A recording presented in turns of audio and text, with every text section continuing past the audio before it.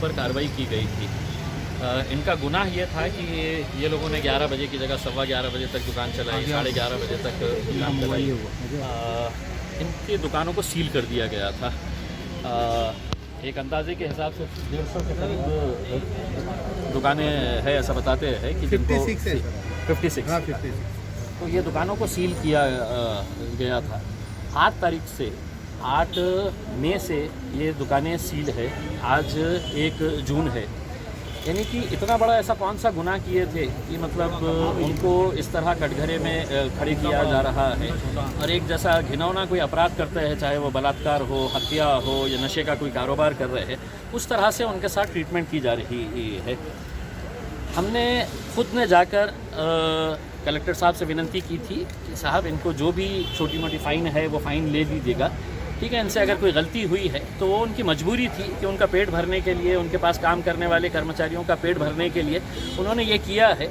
लेकिन उसके लिए 1-1 महीना अगर दुकान बंद करके रखेंगे तो ये गलत बात है। आज जब है तो ये लॉकडाउन के अंदर रेस्ट्रिक्शंस छोड़ा गया है, तो यहाँ पर लेबर कमीशन ऑफिस के ऊपर यहाँ पर उनको बुलाया गया और यहाँ पर उनको ये बोला गया है कि जिसकी जितनी बड़ी दुकान उसका उतना बड़ा फ़ाइन रहेगा।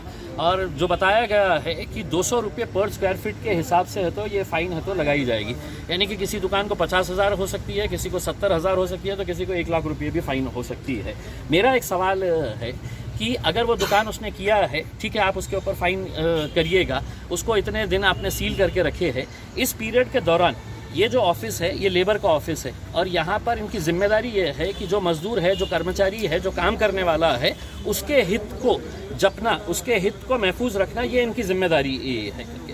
लेकिन सिर्फ अपना अधिकारीपना दिखाना कि मैं अधिकारी हूँ और अब मुझे, ठीक है, आपके नियम के हिसाब से अगर है, आप नियम के हिसाब से, हम कहीं नहीं बोल रहे हैं कि आप अपना नियम तोड़िएगा करके उसमें, लेकिन इस तरह की ये कागजी खाना पूर्ति करना और फिर है तो ये बोलना कि नहीं हम पूरों की हियरिंग लेंगे करके, 200 300 रुपये कमाने वाले लोग, 200 300 रुपये कमाने वाले लोग, उनको 1-1 महीना बंद करके रखना, ये कौन जस्टिफाई करता है इसको? और कौन उनके लिए लड़ रहा है, कौन उनके लिए खड़े रह रहा है? कोई नहीं खड़े रह रहा है। यानी कि वो मजदूर को अगर है तो आज उन्होंने 20,000 रुपये भी अगर उन्होंने दुकानदार वाले को लगा दिए हैं तो उनको मजबूरन देना पड़ेगा।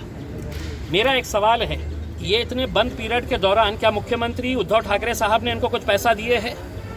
क्या भारतीय जनता पार्टी के देवेंद्र फडणवीस साहब ने, ठीक है आपकी दुकान बंद है तो मैं आपको कुछ पैसा देता हूं, कलेक्टर साहब ने दिए हैं या लेबर डिपार्टमेंट ने इनको पैसा दिया है?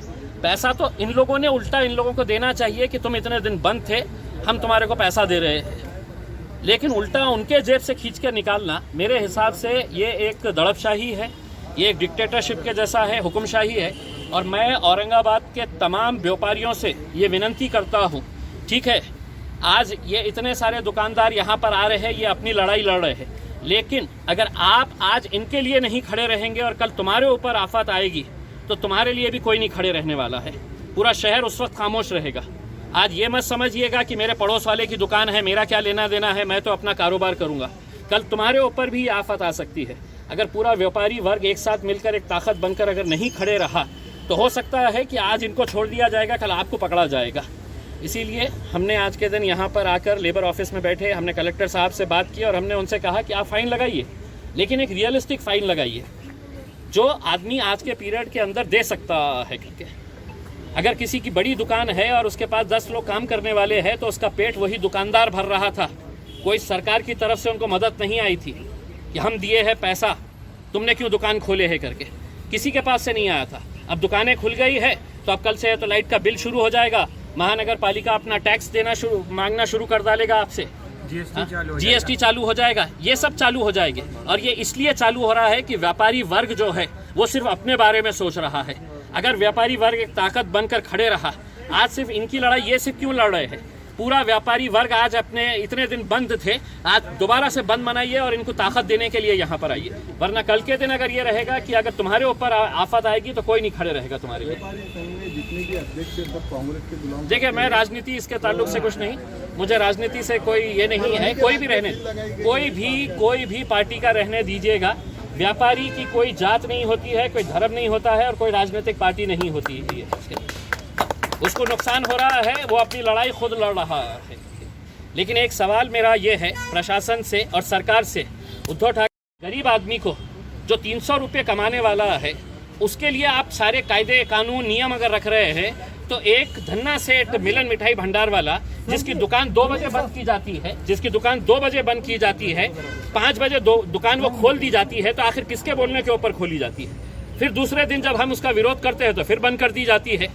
तो आप हमको सिस्टम बताइएगा कि आपके राज्य के अंदर किसको कहाँ पे मिठाई पहुँचाने का है, तो वो मिठाई हम भी पहुँचाने के लिए तैयार हैं। हम रोड के ऊपर खड़े रह के आए तो भीख मांगेंगे लोगों से, लेकिन इसका मतलब ये नहीं है कि गरीबों के लिए अलग कानून बनाएंगे, छोटे व्यापारियों के लिए अलग कानून रहेगा और बड़े लोगों के लिए अलग कानून रहेगा। इसका जवाब आप दीजिएगा। अगर नहीं देंगे तो हम अदालत के अंदर भी जाएंगे कि आपकी जो नाइंसाफ़ी है।